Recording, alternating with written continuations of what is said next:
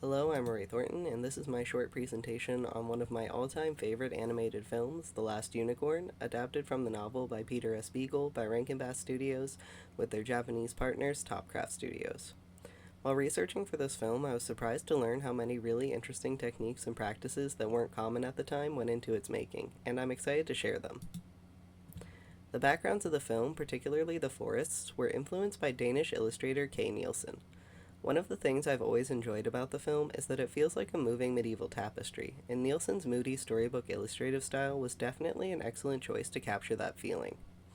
Nielsen also did concept work for Disney, which is very clear in their older films, particularly Sleeping Beauty, another favorite of mine for its distinct style. Tsugayuki Kubo was the driving force behind the art style at Topcraft, co-storyboarding the film with technical director Katsuhisa Yamada, and co-designing the characters with Lester Abrams. Kubo and Abrams had collaborated in the past, on the Rankin Bass adaptation of The Hobbit, where Kubo translated Abrams' designs for animation.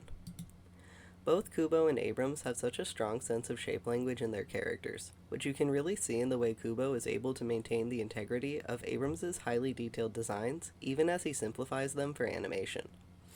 I also love Kubo's use of soft shadows and vibrant watercolors. It really adds to the fairy tale feeling of the film and its unique style. I was very surprised to learn about how truly collaborative Rankin Bass and Topcraft were. Often when American studios today outsource animation, there's very little actual communication.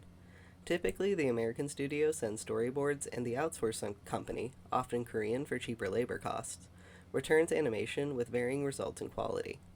This was not the case with Rankin Bass and Topcraft. Rankin Bass trusted Topcraft for their reputation for quality, including using more frames of animation and more colors than the average anime production at the time. Rankin Bass produced the script, which was then storyboarded by Topcraft. The storyboard went back to Rankin Bass for corrections, and was then used as a guide for the voice acting, music, and other sound design, which was sent back to Topcraft.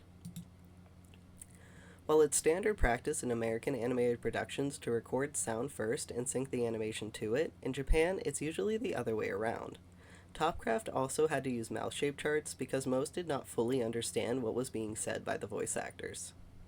Topcraft used a lot of references while animating, from having physical actors to building a model of King Haggard's castle to examine under different lighting conditions. Topcraft used a key animation system in the film, having a first run of the entire film in keyframes completed by one team before bringing in in-betweeners. Topcraft had also had a focus on lighting, including techniques such as poking holes in the art to let lights come through. I was a bit disappointed to learn that Peter S. Beagle initially hated Rankin Bass. He didn't like their adaptation of The Hobbit and compared Frosty the Snowman to Hanna-Barbera. However, he started coming around slowly but surely. Firstly, because when he wrote the first script as a skeletal version of the book, a common practice of Hollywood book adaptations, Rankin Bass returned it and asked him to write a version closer to the source material. They also remained faithful to the longer version of the script, even though it read more like a novel than a screenplay.